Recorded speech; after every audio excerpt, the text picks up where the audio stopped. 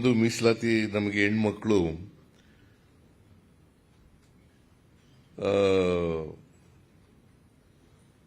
ನಮಗೆ ಚುನಾವಣೆಯಲ್ಲಿ ಸ್ಪರ್ಧೆ ಮಾಡಲಿಕ್ಕೆ ಕ್ಯಾಂಡಿಡೇಟ್ ಮಾಡಿ ಅಂತ ಹೇಳ್ತಾರೆ. ಮಾಡಬೇಕು ಅಂತ ಮನಸ್ಸಿದ್ರೂ ಕೂಡ ಮಾಡಲಿಕ್ಕಾಗಲ್ಲ. ನಯನ, ಯಾಕಂತಂದ್ರೆ ನಾವು ಕೆಳಗಡೆಯಿಂದ ಒಪಿನಿಯನ್ ಕೇಳಿರ್ತೀವಲ್ಲ. I am sorry to tell this, ಹೆಣ್ಮಕ್ಳ ಪರವಾಗಿ ಒಪಿನಿಯನ್ ಬಂದಿರಲ್ಲ. ಕಾರ್ಯಕರ್ತರು ಕೆಲಸ ಮಾಡಬೇಕಲ್ಲ. ಕಾರ್ಯಕರ್ತರು ಕೆಲಸ ಮಾಡಿದ್ರೆ ಸುಮ್ಮನೆ ಗೆಲ್ಲಕ್ಕಾಗತ್ತಾ?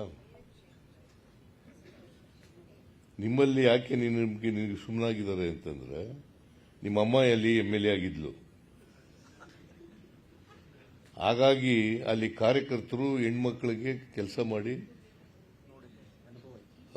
ಅಭ್ಯಾಸ ಇರೋದ್ರಿಂದ ಮತ್ತೆ ಆ ಪ್ರವೃತ್ತಿ ಇರೋದ್ರಿಂದ ನಿಮ್ಗೆ ಒಪ್ಕೊಂಡಿದ್ದಾರೆ. ಅನೇಕ ಕ್ಷೇತ್ರಗಳಲ್ಲಿ ಒಪ್ಕೊಳ್ಳಲ್ಲ. ಈಗ ನನ್ನ ಕ್ಷೇತ್ರದಲ್ಲಿ ಹೆಣ್ಮಗಳು ಕೊಡ್ತೀವಿ ಅಂತಂದ್ರೆ ಒಪ್ಕೊಳ್ಳಕ್ಕೆ ತಯಾರಾಗಿದ್ದಾರೆ ಕಾರ್ಯಕರ್ತರು. ಹಾಗಾಗಿ ಅನೇಕ ಕ್ಷೇತ್ರಗಳಲ್ಲಿ ನಾವು ಕೊಡಬೇಕು ಅಂತ ಮನಸ್ಸಿದ್ರು ಹೆಣ್ಮಕ್ಳಿಗೆ ಕೊಡಕ್ಕಾಗಲ್ಲ.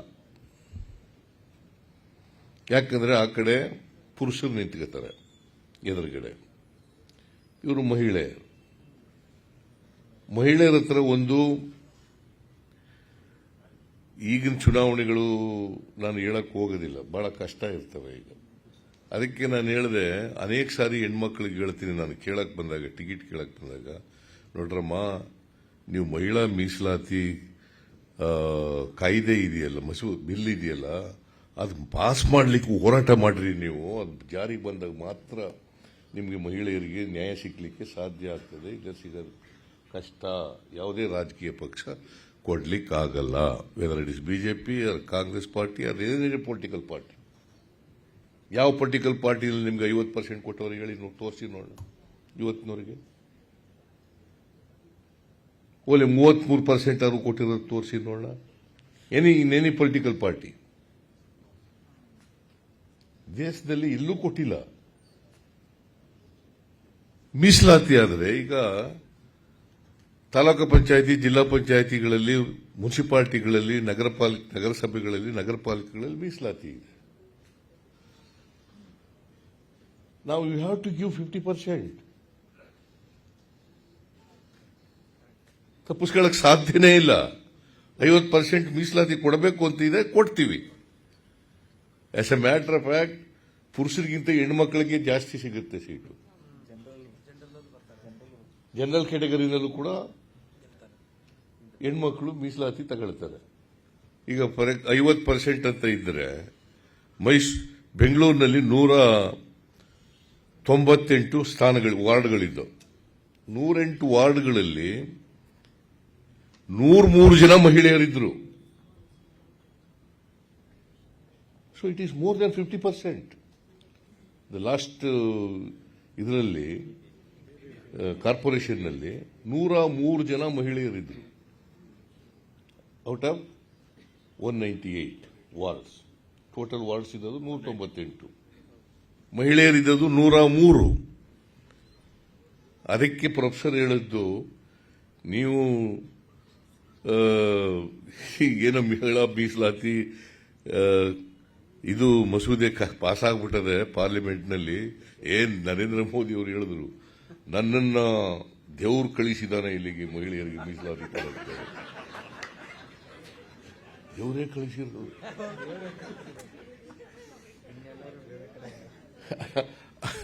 I am not ಎಕ್ಸಾಗ್ರೇಟಿಂಗ್. These are the words ಈ ಶೆಡ್. ದೇವರೇ ಕಳಿಸವ್ರೆ ನನಗೆ ಮೀಸಲಾತಿ ಕೊಡಕ್ಕೆ ಹೆಣ್ಮಕ್ಳು.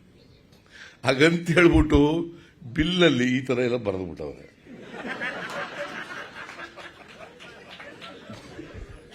ಈಗ ನೋಡಿ 334 ಆರ್ಟಿಕಲ್ 334 ಎ ಏನಂತ ಹೇಳಿದ್ದಾರೆ?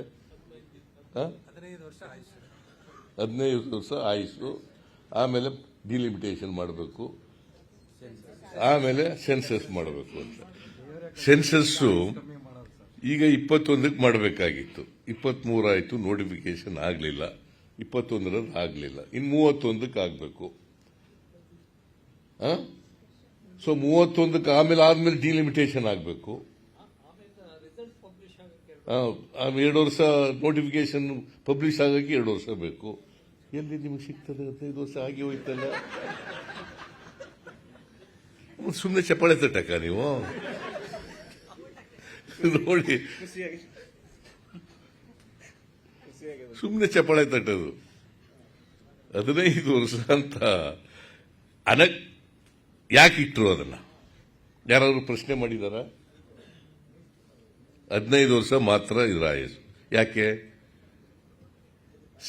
ಹಿಂದೆ ಪರಿಶಿಷ್ಟ ಜಾತಿ ಪರಿಶಿಷ್ಟ ವರ್ಗದವರಿಗೆ ಮೊದಲು ಮೀಸಲಾತಿ ಕೊಟ್ರಲ್ಲ, ಕಾನ್ಸ್ಟಿಟ್ಯೂಷನ್ ಬಂದಾಗ 10 ವರ್ಷ ಅಂತ ಹೇಳಿದ್ರು. ಅದು ಓಕೆ. ಈಗ ನಿಮಗೆ ಬಿಲ್ ತಗೊಬಂದು 15 ವರ್ಷ ಅಂತಂದ್ರೆ ನೋಡಿ, ಹೋರಾಟ ಮಾಡಬೇಕೋ ಬೇಡ? ನೀವು are you happy with this?